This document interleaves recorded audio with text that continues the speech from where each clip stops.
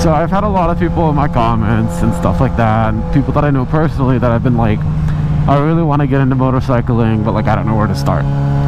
Okay, first things first, and this you don't even need any money for, you just need a little bit of free time.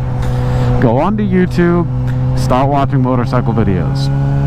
Yami Noob is honestly a great start if like you're just getting into motorcycling, because he's got a ton of like list videos and commentary videos and things like that for you to be able to, okay, that was kind of stupid on you, list videos and comment videos for you to be able to like kind of just dip your toe in the water as far as motorcycling goes.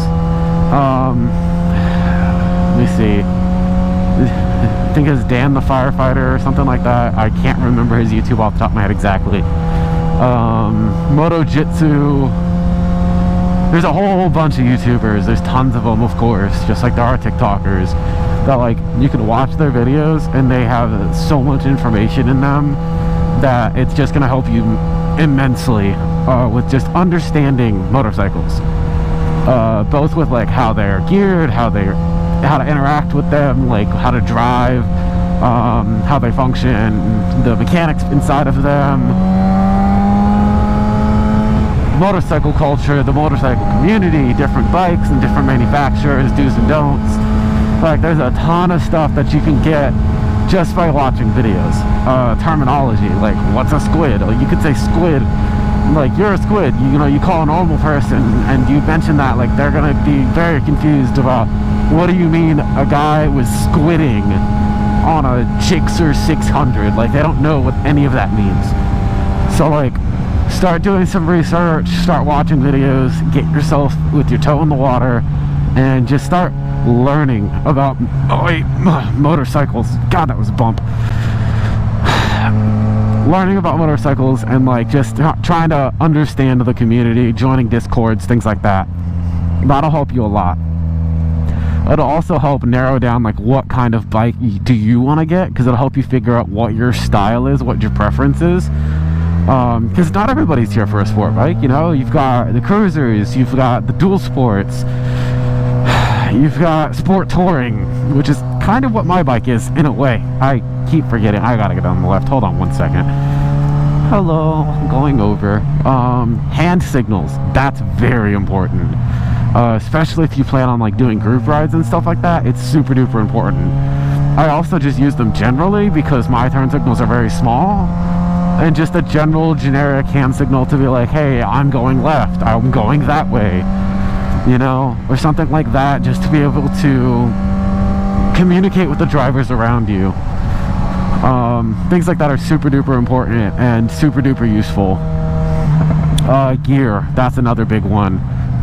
Like understanding what brands, what cost, what margin, like where do you want to end up as far as gear and everything else goes. Like what helmet do you want, like what's the price range that you're going to be going for, and like what gear you can afford with your budget.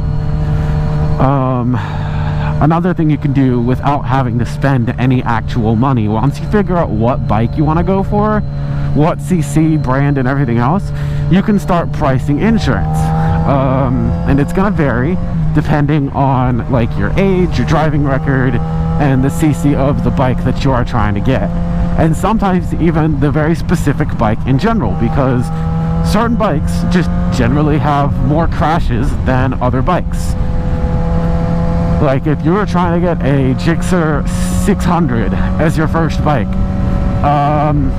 and you're like 18, that's probably not a good idea. Your insurance is going to murder you. It's going to unalive your bank account. I'm going to tell you that right now. They are not going to like that. I got a 650 for my first bike. It was a Ninja 650. They are great bikes, good starter bikes if you have a little bit of self-control, you're a bigger person, or you have some riding experience. Like they're almost honestly the same as, at least as far as I've ridden that 650. I've owned both that and a 400 from Ninja. They kind of rode the same.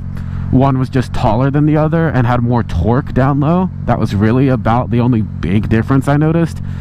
Mind you, I didn't do anything to my 650 because I never got the chance.